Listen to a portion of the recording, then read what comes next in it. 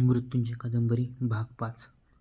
त्या रात्री काही केलं मला झोप येईना. कुतूहल अवकळ घोड्यासारखं असतं. संयमाची कितीही वेग लागली तरी ते धावतच सोडतं. या कुशीवरून त्या कुशीवर असा सारखा मी तळमळत होतो. एकच प्रश्न मला पुन्हा पुन्हा सारखा माझ्या डोळ्यासमोर नाचू लागला. माझ्या कानात तेवढीच कुंडलका. रात्री ती चमकतात म्हणे. कशी चमकतात ती? का चमकतात? असा ताडकन उठून अंथरुणावर बसलो. डोळ्यांची बुबुळं कानाच्या कोपऱ्यापर्यंत खेचून खरोखरच कुंडलं चमकतात का पाहावं हे पाहण्याचा व्यर्थ प्रयत्न करू लागलो. काही केल्या कान डोळ्यांच्या कक्षेत येईना. अस्वस्थ झालो.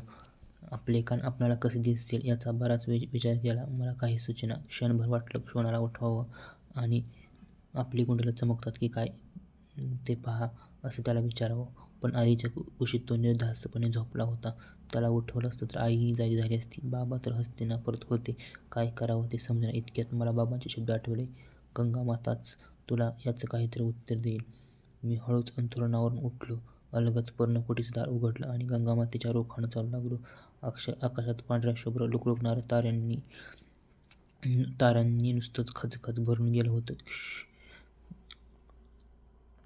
क्षण म्हणाला, तुझी कुंडलं चांदण्यासारखी चमकतात म्हणून मधून चांदण्या कशा दिसतात ते निरखून पाहू लागलो. पण तेवढ्यानं माझं काही समाधान होईना. रात्रीच्या किड्यांनी किरकिर सतत चालू होती. सगळं चंपारण मंदिराच्या गाभाऱ्यासारखं निश्चळ शांत होतं. चुकूनही कोणाच्या तरी अश्वशाळेतील घोड्याची फुरफुर ऐकू येत होती. तारकांच्या अंधुकनी अस्पष्ट प्रकाशात समोरचा मार्ग अस्पष्ट दिसत होता. मी झाप पावलं उचलीत चालू लागलो. मधून थंडगार वायूंच्या लहरी अंगावर आदळत होत्या. उत्तरीय पांघरालाही मी विसरलो होतो. बराच वेळ चालल्यानंतर गंगा काठावर आलो. दिवसा चैतन्यानं उफाळणारं ते पात्र रात्री मात्र अतिशय गंभीर आणि शांत वाटत होतं. दिवसा आकाशाला भिडलेलं दिसणारं ते विशाल पात्र अंधाराच्या साम्राज्यात पार मिसळून गेलं होतं.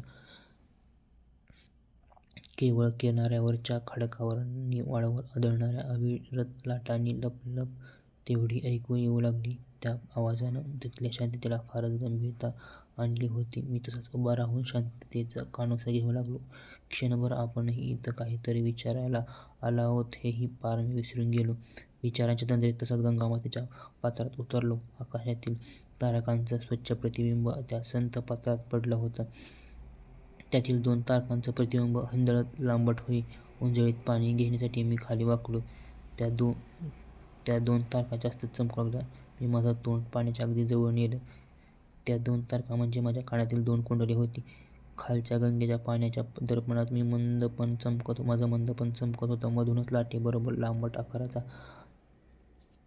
लांबट आकार घेत होतं. मी माझा चेहरा पाण्यात एकटक निरखू लागलो. ती दोन्ही कुंडलं निळसर प्रकाशाची एक वलय फेकत होती. ते माझं चेहऱ्याचं अस्पष्ट स्वरूप होतं. माझी कुंडलं तरी चमकतात हे रहस्य गंगामातेनं मला सांगितलं. चमकणारी कुंडलं मला एकट्यालाच का दिली होती? कोण आहे मी? तसाच पाण्यात उभा राहिलो. माझ्या मनातील एक शंका दूर झालेली होती. पण दुसरी शंका तशीच होती. का मिळाली मला ही चमकदार कुंडलं? 3-4 घटका तसाच पाण्यात उभा होतो. पहाटे कोणीतरी काठावरच्या मंदिरातील घंटा वाजवली. एकदम पर्णकुटीची आठवण झाली. मी नाही हे पाहून आई घाबरून गेली असेल. लवकर परतावं लागलं म्हणून मी पाहिलं. पूर्वेकडची बाजू हळूहळू उजळू लागली होती. अंधाराच्या साम्राज्यात विरलेलं गंगामातेचं पात्र पुन्हा निळाभोर आकाशाच्या हातात हात घालून उभं होतं. पहिल्याच पर्जन्याच्या सरीनंतर एकदा पिवळसर कोंब धरणीमातेच्या कुशीतून हळूच बाहेर डोकावू लागला असे दूरवर सूर्यदेव गंगामातेच्या उदरातून वर येत होते. मी त्यांच्याकडे पाहिलं. माझं मन शांत झालं. नकळत उंचभर पाणी घेतलं. डोळे मिटून त्या पाण्यानं अर्ध हळुवारपणे मी सूर्यदेवाला दिलं आणि परतलो. रात्री अस्पष्ट दिसणारा मार्ग आता उजळून निघत होता. रात्री मंदिराच्या गाभाऱ्यासारखं शांत वाटणारं चंपानगर आता मंदिराच्या कळसावर फडफडणाऱ्या त्रिवर्णी ध्वजासारखं चैतन्यमय वाटत होतं.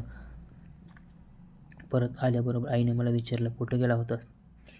ती किती घाबरली होती. गंगामातेच्या काठावर तू नाहीस पण तिनं दाखवलं मला माझ्या कानातील कुंडलं कशी चमकतात ते. अतिशय भेदरलेल्या दृष्टीनं मी तिच्याकडे पाहिलं. मधून ती माझ्याकडे अशाच विचित्र दृष्टीनं पाहत होती. ती मला आणखीन काहीतरी विचारणार होती. ते टाळण्यासाठी म्हणून मी लगेच बाहेर आलो.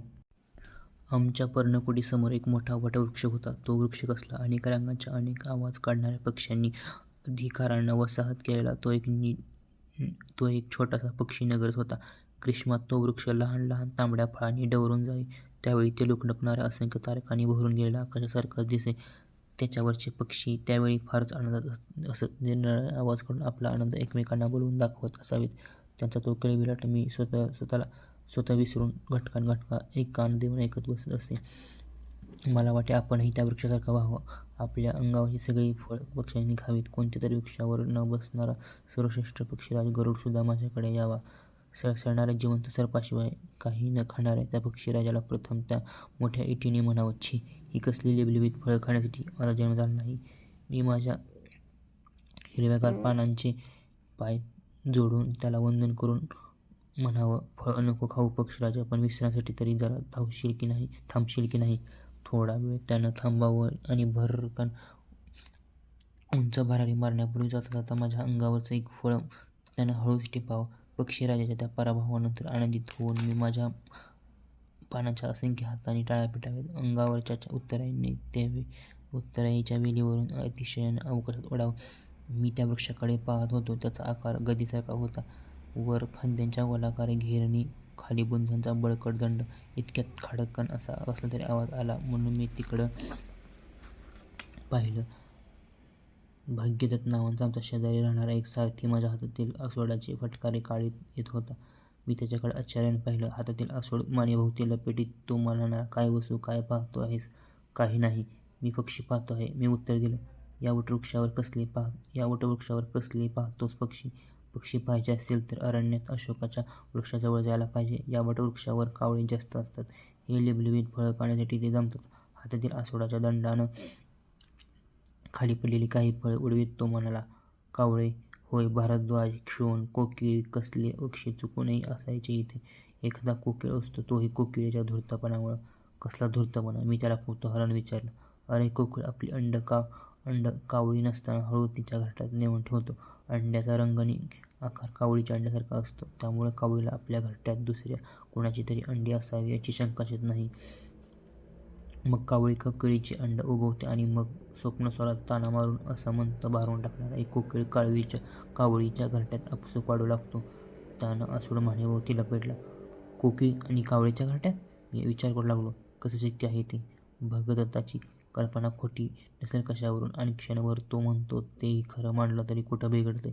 कावळीच्या घरट्यात कोकिळ वाढतही असेल, पण तो काही कावळा म्हणून तर वाढणार नाही. वसंत ऋतूचा योग्य काळ येताच तो सप्तस्वरातील तान इतर पक्ष्यांना गरजून सांगते की, मी कोकिळ आहे, मी कोकिळ आहे.